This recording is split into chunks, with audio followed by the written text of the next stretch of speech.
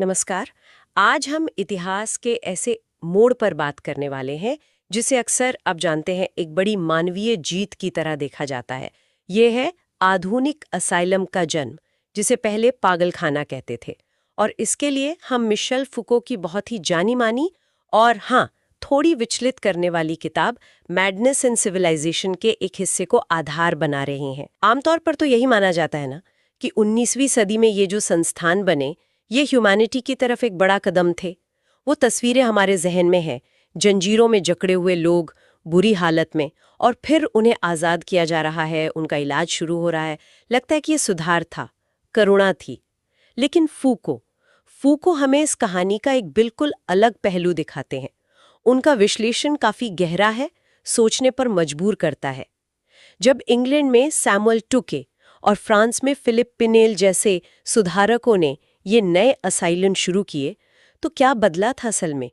क्या ये सच में आज़ादी थी, या फिर जैसा फूको कहते हैं ये कंट्रोल का, अनुशासन का एक नया, ज़्यादा बारीक, ज़्यादा साइकोलॉजिकल तरीका था? उस समय ये नज़रिया बिल्कुल हटके था, जहां सब इसे सिर्फ प्रोग्रेस मान रहे थे। तो चलिए आज इसी गुत्थी को सुलझाने की कोशिश करते हैं। शुरुआत करते हैं उन दो फेमस इमेजेस से। एक तो यॉर्क क्या द रिट्रीट, जिसे क्वेकर समुदाय के सैमुअल टुके ने शुरू किया था। एक शांत सी जगह, दिखने में काफी अच्छी। और दूसरी इमेज है पेरिस के बिसेत्रा अस्पताल की, जहां डॉक्टर फिलिप पिनेल कैदियों की जंजीरें खोल रहे हैं। ये तस्वीरें तो जैसे मुक्ति का सिंबल बन गईं। बिल्कुल। और फूको का आर्ग्यूमेंट यहीं से शुरू होता है। वो कहते हैं कि ये छवियां और इनसे जुड़ी कहानियां एक बहुत पावरफुल मिथक बन गई हैं। ये सच का सिर्फ एक चेहरा दिखाती हैं। फूको कहते हैं कि इन मानवीय दिखने वाले कामों के पीछे असाइलम के फंक्शन करने का एक गहरा, एक जटिल और ज्यादातर समय खामोश सिस्टम छिपा था। ये सिर्फ लिबरेशन की कहानी नहीं थी। ये असल में पागलपन को डिफाइन करने और उसे काबू करने के तरीके में एक फंडामेंटल शिफ्ट था। ट्यूके और पिनेल दोनों के तरीकों में फर्क जरूर थे, लेकिन दोनों ने ही शायद अनजाने में या जानबूझकर कंट्रोल के नए साइकोलॉजिकल तरीके बनाए। अच्छा, तो पहले टुके के रिट्रीट पर फोकस करते हैं। आपने बताया इसे यॉर्क में सोसाइटी ऑफ फ्रेंड्स यानी क्वेकर्स ने बनाया था। फूको जैसे बताते हैं, ये शहर से दूर नेचर के बीच शांत जगह थी। खिड़कियों पर बार्स नहीं थे, दरवाजे भी अक्सर खुले रहते थे। एक बड़ा बगीचा था जहां मरीज घूम सकते थे।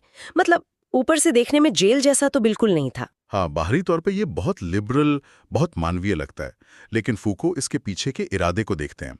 उनके हिसाब से रिट्रीट का मेन मकसद फिजिकल कैद से ज्यादा एक तरह का नैतिक और धार्मिक आइसोलेशन था। ये एक ऐसी जगह थी जहां पागलपन को दुनिया के बुरे असर से तो बचाना था, पर साथ ही उसे क्वेकर कम्युनिटी के जो सख्त धार्मिक और नैतिक सिद्धांत थे उनके फ्रेमवर्क में ढालना था। यहाँ पागलपन को कहीं ना कहीं पाप से या मॉरल रास्ते से भटकने से जोड़कर देखा गया। रिट्रीट का पूरा स्ट्रक्चर इसी नैतिक सुधार पर बेस्ड था। मरीजों से उम्मीद की जाती थी कि वो काम करें, प्रेयर मीटिंग्स में आए, एक डिसिप्लिन लाइफ जिएं। यहाँ डर का इस्तेमाल जरूर था, पर वो फिजिकल सजा का डर नहीं था। वो एक अलग तरह का डर था, ज्यादा इंटरनल। एक तो लगातार निगरानी में रहने का डर, ये पता होना कि आपका हर कदम, हर बात नोट की जा रही है, परखी जा रही है। फिर दूसरों के सामने शर्मिंदा होने का डर, अपनी कमजोरियां खुलने का डर, और सबसे ऊपर ईश्वर के प्रति अपनी जिम्मेदारी का एहसास। ये डर लगातार बना रहता था। ओह, तो मतलब फिजिकल जंजीरों की जगह एक तरह की अनदेखी मॉरल और साइकोलॉजिकल जंजीरों ने ले ली।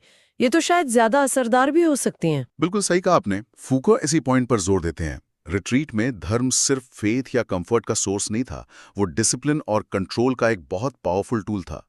मरीज को लगातार ये महसूस कराया जाता था कि वो एक कम्युनिटी का हिस्सा है और जिसके अपने नियम हैं, अपनी एक्सपेक्टेशंस हैं, और उसे इन्हें फॉलो करना ही पड़ेगा। असल मकसद था व्यक्ति के अंदर गिल्ट पैदा करना, अपराध बोध। उसे गहराई से ये महसूस कराना कि उसकी जो हालत है, उसका जो पागलपन है, वो उसकी अपनी मॉरल फेलियर का नतीजा है। सैमुअल टुके का वो उदाहरण है ना, जिसका जिक्र फूको करते हैं। एक बहुत वायलेंट, उन्मत्त मरीज को जंजीरों में लाया गया रिट्रीट। टुके ने आते ही उसकी जंजीरें खुलवा दी। ये एक बड़ा ड्रामेटिक मोमेंट था लिबरेशन का। लेकिन इसके फौरन बाद क्या हुआ? उस आदमी को तुरंत एक हाईली स्ट्रक्चर्ड माहौल में डाल दिया गया। उस पर लगातार नजर रखी गई।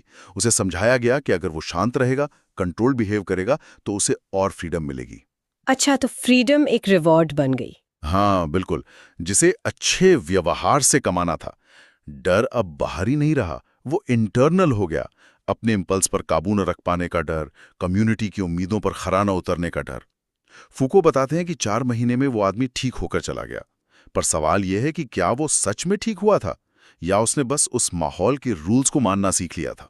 ये सुनकर तो वाकई रोंगटे खड़े हो जाते हैं कि कैसे आज़ादी के नाम पर एक दूसरी शायद और गहरी कैद बना दी गई। अच्छा, अब पिनेल की बात करते हैं। उनका नाम पेरिस के 2 बड़े अस्पतालों से जुड़ा है, बिसेत्तर जो पुरुषों के लिए था और बाद में ला साल्पेट्रियर महिलाओं के लिए।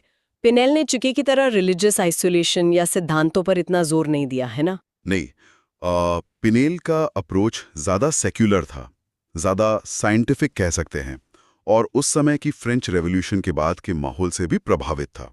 फुको के अनुसार पिनेल के असाइलम में धर्म की जगह एक तरह की मेडिको मॉरल अथॉरिटी ने ले ली थी। यहाँ जो नैतिकता स्थापित करने की कोशिश हुई वो किसी खास धार्मिक समुदाय की नहीं, बल्कि एक ज़्यादा यूनिवर्सल, उस समय के उभरते हुए बुर्जुआ यानी मिडिल क्लास समाज की नैतिकता थी। इसमें क्या था? परिवार का सम्मान, काम की वैल्यू, सोशल ऑर्डर बनाए रखना, रैशनैलिटी, ये सब वैल्यूज। असाइलम को एक छोटे कंट्रोल्ड समाज की तरह देखा गया जहां इन वैल्यूज को लागू करना था, और पागलपन को इन सोशल और लॉजिकल नियमों का उल्लंघन माना गया। और वो बहुत फेमस किस्सा जब पिनेल ने बिसेत्र में सालों से जंजीरों में बंधे कैदियों को आज़ाद किया। फूको उसको किस तरह से देखते हैं? क्या वो उसे बिल्कुल ही नकार देते हैं? अच्छा, फूको उस घटना की ह्यूमैनिटी को पूरी तरह नकारते नहीं हैं, पर वो उसे सच्ची पूरी आज़ादी का मूवमेंट भी नहीं मानते। वो इसे कंट्रोल के तरीकों में एक बुनियादी बदलाव के सिंबल की तरह देखते हैं। हाँ, लोहे की जंजीरें हटीं, फिजिकल क्रूरता कम हुई, लेकिन फूको का तर्क है कि उनकी जगह साइकोलॉजिकल कंट्रोल के नए, ज्यादा सोफिस्टिकेटेड टूल्स ने ले ली। पिनेल ने शायद अनजाने में ही पागलपन को काबू में करने के लिए 3 मेन साइकोलॉजिकल स्ट्रैटेजीज डेवलप की, जो असाइलम की रोज की जिंदगी का हिस्सा बन गई। अच्छा, ये 3 स्ट्रैटेजीज कौन सी थी? पहली है साइलेंस, मतलब मौन या चुप्पी। फूको एक कैदी का बड़ा मार्मिक उदाहरण देते हैं, जिसे पिनेल ने शायद सबसे पहले जंजीरों से खोला था। वो आदमी कई साल से कैद था और अपने डिल्यूजन्स में खुद को जीसस क्राइस्ट समझता था, जिसके हाथ में दुनिया बचाने की पावर थी। पिनेल ने उसे जंजीरों से खोला, लेकिन उसे फौरन आइसोलेशन में डाल दिया और दूसरों से बात करने से मना कर दिया। उसे अपनी कोठरी में चुपचाप रहने को कहा गया। तो ये चुप्पी सिर्फ बोलने पर पाबंदी नहीं थी, ये एक तरह का साइकोलॉजिकल टूल बन गए। बिल्कुल, फुको कहते हैं कि ये मुक्ति बहुत पैराडॉक्सिकल थी। वो आदमी फिजिकली तो आज़ाद था, लेकिन अब वो अपनी चुप्पी में, अपने अकेलेपन में और शायद अपने अंदर उठते गिल्ट में इंटरनली कैद हो गया था। उसकी निगरानी अब बाहरी जंजीरों से नहीं, बल्कि अंदरूनी चुप्पी और सेल्फ कंट्रोल से हो रही थी। फुको के लिए ये चुप्पी एक ऐसा स्पेस बन गई जहां रीजन, तर्क और मैडनेस, पागलपन के बीच कोई डायलॉग, कोई अंडरस्टैंडिंग नामुमकिन हो गई। पागलपन को चुप करा दिया गया, उसे उसकी अपनी दुनिया में बंद कर दिया गया। ये तो वाकई बहुत सटल तरीका है कंट्रोल का। दूसरी स्ट्रैटेजी क्या थी? दूसरी थी रिकग्निशन बाय मिरर, मतलब दर्पण द्वारा पहचान। इसका मकसद था मरीज को उसके अपने पागलपन से आमना सामना कराना, उसे बाहर से एक ऑब्जेक्ट की तरह देखने पर मजबूर करना, जैसे वो खुद को आईने में देख रहा हो। लक्ष्य ये था कि मरीज अपने डिल्यूजन्स या बिहेवियर की इलॉजिकलिटी या बेतुकेपन को पहचाने और शर्मिंदगी महसूस करे। इसका कोई ठोस उदाहरण है फूको के पास? हाँ, फूको बिसेत्र के उन 3 आदमियों का जिक्र करते हैं जो अलग अलग टाइम पे लाए गए थे, और तीनों ही खुद को फ्रांस का हटाया गया राजा लुईस 16वां मानते थे। तो पिनेल या उनके लोगों ने क्या किया? या तो उन्हें एक दूसरे से मिलवाया गया ताकि वो देखें कि उनका दावा कितना अजीब या गलत है, या फिर दूसरे मरीजों या स्टाफ के सामने उनके दावों का मजाक उड़ाया गया, उनकी शाही डिमांड्स को मजाकिया अंदाज में पूरा करने का नाटक किया गया। ओह, सोचिए उस सिचुएशन को जहां आपकी सबसे गहरी बिलीफ का पब्लिकली मजाक उड़ाया जा रहा है। इसका मकसद था मरीज को अपनी ही नजरों में रिडिकुलस और एब्सर्ड महसूस कराना, ताकि वो शर्मिंदा होकर नॉर्मल रियलिटी को मान ले। ये सेल्फ ऑब्जर्वेशन के लिए फोर्स करने और सोशल नॉर्म्स को इंटरनलाइज कराने का एक काफी क्रूअल तरीका था। यानी शर्मिंदगी और मजाक को इलाज का हथियार बना दिया। और तीसरी स्ट्रैटेजी? तीसरी थी परपेचुअल जजमेंट, यानी सतत निर्णय। फूको कहते हैं कि असाइलम एक ऐसी जगह बन गया जहां मरीज का लगातार हर पल बिना किसी फॉर्मल ट्रायल या हियरिंग के इवैल्यूएशन और जजमेंट होता रहता था। ये एक तरह की इनविजिबल, हर जगह मौजूद अदालत थी, जहां मरीज का हर शब्द, हर एक्शन, हर चुप्पी एक मॉरल स्केल पर तौली जाती थी। क्या ये नॉर्मल है या एबनॉर्मल? क्या ये सुधार है या भटकाव? और ये जजमेंट सिर्फ डॉक्टर या स्टाफ ही नहीं सुनाते थे, ये पूरे सिस्टम में, मरीज के एक्सपीरियंस में गहराई तक समा गया था। इसका असर कैसे पड़ता होगा मरीज पर? फूको बेसित्र के एक और कैदी का उदाहरण देते हैं। वो आदमी अक्सर वायलेंट हो जाता था। एक रात असाइलम के डायरेक्टर ने उसे बुलाया और वार्निंग दी कि अगर उसने अगली सुबह तक अपना बर्ताव नहीं सुधारा तो उसे सख्त सजा मिलेगी। उस रात उस आदमी ने क्या महसूस किया होगा? डर, गुस्सा, पछतावा या शायद एक गहरा इंटरनल कॉन्फ्लिक्ट। फूको बताते हैं कि सुबह तक उस मरीज ने सुधरने का, अपने बिहेवियर पर काबू पाने का फैसला कर लिया था। सजा का डर अब बाहरी पनिशमेंट का डर नहीं रहा था, वो इंटरनल हो गया था। उसकी अपनी कॉन्साइंस की आवाज बन गया था, जो उसे लगातार सही गलत का पाठ पढ़ा रही थी। इसी परपेचुअल जुडिशरी सिस्टम का एक और रूप था वो ठंडे पानी के शावर का इस्तेमाल, जिसे डूश कहते थे। फूको इसे सिर्फ एक फिजिकल थेरेपी नहीं मानते, ये पनिशमेंट भी थी और इलाज भी। इसे अक्सर मरीज के किसी उल्लंघन, जैसे नियम तोड़ने या वायलेंट होने के फौरन बाद इस्तेमाल किया जाता था।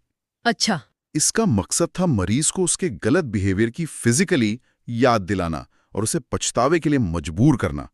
ये प्रोसेस बार बार दोहराया जाता था ताकि गिल्ट और सुधार की जरूरत उसके मन में गहराई से बैठ जाए। ये जस्टिस और पनिशमेंट का एक लगातार चलने वाला साइकिल था। यहाँ फिर वही बात आ रही है, दिखने में मानवीय या मेडिकल, पर असल में कंट्रोल का एक नया साइकोलॉजिकल तरीका। फूको ये भी बताते हैं कि इसी दौरान डॉक्टर की भूमिका में भी एक बहुत बड़ा और इम्पॉर्टेंट चेंज आया है। हाँ, ये फूको के एनालिसिस का एक बहुत सेंट्रल पॉइंट है। टुके की शुरुआती रिट्रीट में डॉक्टर का रोल काफी हद तक ट्रेडिशनल था, फिजिकल बीमारियों का इलाज करना। मॉरल और रिलीजियस गाइडेंस तो क्वेकर कम्युनिटी के लोग देते थे। लेकिन पिनेज के साथ और धीरे धीरे पूरे यूरोप में डॉक्टर असाइलम का सेंट्रल और सबसे पावरफुल फिगर बन गया। उसकी अथॉरिटी का सोर्स सिर्फ उसकी मेडिकल नॉलेज नहीं थी। तो फिर उसकी पावर कहाँ से आ रही थी? फूको का तर्क है कि डॉक्टर की पावर काफी हद तक उसकी मॉरल रिप्यूटेशन, उसकी पर्सनैलिटी के असर और मरीज के साथ उसके कॉम्प्लेक्स साइकोलॉजिकल रिश्ते से आती थी। डॉक्टर अब सिर्फ एक साइंटिफिक टेक्नीशियन नहीं था, बल्कि वो एक वाइज मैन, एक गाइड, लगभग एक पैटर्नलिस्टिक गार्डियन बन गया था। फूको उसे कभी कभी थॉमाटूर्ज भी कहते हैं, यानी चमत्कारी या जादुई शक्ति वाला व्यक्ति। ऐसा माना जाने लगा कि डॉक्टर के पास पागलपन को समझने और उसे वश में करने की कोई मिस्टीरियस चाबी है। इस नए डॉक्टर ने अपने आप में कई रोल समेट लिए थे। वो एक ही टाइम पर फादर, केयर करने वाला, स्नेह देने वाला, जज, बिहेवियर को इवैल्यूएट करने वाला, सजा देने वाला, और टीचर, सही रास्ता दिखाने वाला था। असाइलम का पूरा मॉरल और सोशल स्ट्रक्चर, फैमिली के आइडियल्स, काम की इंपॉर्टेंस, लॉ का डर, सोशल ऑर्डर के नियम, ये सब जैसे डॉक्टर की पर्सनालिटी में कंसंट्रेट हो गया था। वो मरीज के पागलपन को काबू में करने और उसे समाज के एक्सेप्टेड नॉर्मल फ्रेमवर्क में वापस लाने के लिए इन्हीं सोशल और मॉरल ताकतों का इस्तेमाल करता था, न कि सिर्फ दवाओं या फिजिकल ट्रीटमेंट का। उसकी पावर सिंबॉलिक और रियल दोनों थी। क्या फूको इसका भी कोई उदाहरण देते कि डॉक्टर इस पावर का इस्तेमाल कैसे करता था? हाँ, पिनिल के इलाज की एक केस स्टडी का जिक्र है। एक 17 साल की लड़की थी जिसे उसके परिवार ने एक्सेसिव इमोशनल अटैचमेंट और पेरेंट्स के प्रति बहुत ज्यादा विरोध और कड़वाहट के लक्षणों के साथ भर्ती कराया था। फूको बताते हैं कि पिनिल ने उसके इलाज के लिए डायरेक्ट मेडिकल तरीकों जैसे दवाएं पर कम ध्यान दिया। इसके बजाय उन्होंने अथॉरिटी, सख्ती, साइकोलॉजिकल प्रेशर और आखिर में स्नेह, इन सब का एक सोचा समझा मिक्सचर इस्तेमाल किया। उन्होंने पहले उसे सख्त नियमों और आइसोलेशन में रखा, उसे उसके विद्रोही बर्ताव के नेगेटिव नतीजों के बारे में बताया, उसे ये महसूस कराया गया कि उसकी भावनाएं गलत और इर्रेशनल हैं। जब लड़की ने धीरे धीरे विरोध कम किया और पछतावे के साइन दिखाए, तब पिनेल ने अफेक्शन और एक्सेप्टेंस दिखाया, उसे रिवॉर्ड दिया। फूको का कहना है कि ये इलाज लड़की की किसी ऑब्जेक्टिव बीमारी के डायग्नोसिस पर बेस नहीं था, बल्कि ये डॉक्टर द्वारा अथॉरिटी, पनिशमेंट, एक्सेप्टेंस और लव जैसी ताकतों के स्ट्रेटेजिक और ड्रामेटिक इस्तेमाल पर बेस था। डॉक्टर ने यहाँ फादर और जज का रोल बड़ी कुशलता से निभाया, मरीज के इमोशनल और मॉरल वर्ल्ड पर कंट्रोल स्थापित किया। ये डॉक्टर के थॉमाटूर्जिकल या चमत्कारी असर का उदाहरण था। तो अगर हम इन सब बातों को समेटें और फूको के मेन आर्ग्यूमेंट को समझने की कोशिश करें, तो सार ये निकलता है कि टूके और पिनेल भले ही उनके तरीके और फिलॉसफी अलग थे, दोनों ने ही असाइलम को एक ऐसी जगह बना दिया जहां पागलपन पर कंट्रोल का तरीका बदल गया।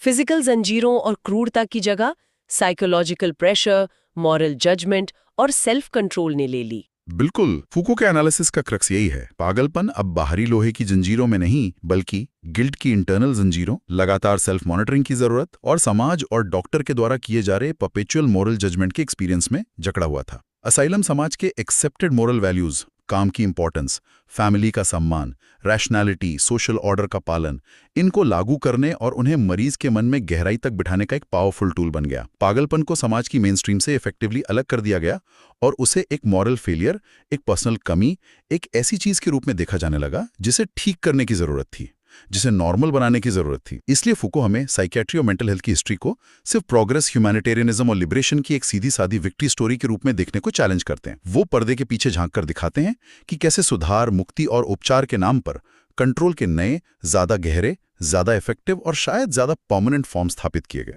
जहां मिडिल एजेस या रेनेसा में पागलपन अपनी तमाम मुश्किलों के बावजूद समाज का एक विजिबल हिस्सा था, वहीं 19वीं सदी के असाइलम ने उसे इनविजिबल बना दिया, उसे चुप करा दिया और उसे मॉरल सुधार और मेडिकल इंटरवेंशन का ऑब्जेक्ट बना दिया। ये पागलपन और तर्क के बीच एक नए तरह के सेपरेशन की शुरुआत थी। तो आज हमने मिशेल फूको की नज़रों से देखा कि 19वीं सदी में जिसे हम मॉडर्न असाइलम का जन्म या सुधार कहते हैं, वो असल में कितना कॉम्प्लेक्स और मल्टी लेयर्ड था। ये सिर्फ जंजीरों को हटाने धर की कहानी नहीं है, बल्कि ये कंट्रोल, नैतिकता, पावर, नॉलेज और इंडिविजुअल को नॉर्मल बनाने की प्रक्रियाओं के एक गहरे और अक्सर अनदेखे ताने बाने की कहानी है। चाहे वो तुर्की का रिलीजियस और मॉरल प्रेशर हो या पिनेल की secular medical based moral authority, दोनों ने मिलकर पागलपन को समझने, डिफाइन करने और उसे मैनेज करने के ऐसे तरीके बनाए जिनके असर शायद आज भी हमारी सोच और हमारे इंस्टीट्यूशंस में मौजूद हैं। यानी आज़ादी मिली, पर किस कीमत पर? यह सवाल तो बना रहता है। और यहीं पे फूको का एनालिसिस हमें आज के कॉन्टेक्स्ट में सोचने के लिए एक बहुत इंपॉर्टेंट, शायद कुछ अनकंफर्टेबल करने वाला सवाल छोड़ जाता है। फूको ने असाइलम की जिन बेसिक स्ट्रक्चर्स की बात की, जैसे व्यक्ति के बिहेवियर की लगातार मॉनिटरिंग और इवैल्यूएशन, भले ही अब ये डिजिटल हो, उसे समाज के एक्सेप्टेड, नॉर्मल या हेल्दी फ्रेमवर्क में फिट करने का प्रेशर, डेविएशन या डिफरेंस को एक प्रॉब्लम या कमी की तरह देखना और किसी ना किसी रूप में गिल्ट या शेम को सुधार के लिए इस्तेमाल करना। क्या ये स्ट्रक्चर्स आज भी फॉर्मल असाइलम की दीवारों के बहुत बाहर हमारे समाज में मौजूद हैं? क्या स्कूल, ऑफिस, फैमिली या यहाँ तक कि सोशल मीडिया जैसे प्लेटफॉर्म्स पर भी बिहेवियर को कंट्रोल करने और नॉर्मलाइज करने के वही इनविजिबल साइकोलॉजिकल मैकेनिज्म्स किसी न किसी रूप में काम कर रहे हैं? ये सोचने का विषय है कि क्या कंट्रोल के वो पुराने अनदेखे धागे आज भी हमें बांधे हुए हैं, भले ही जंजीरें बदल गई हों।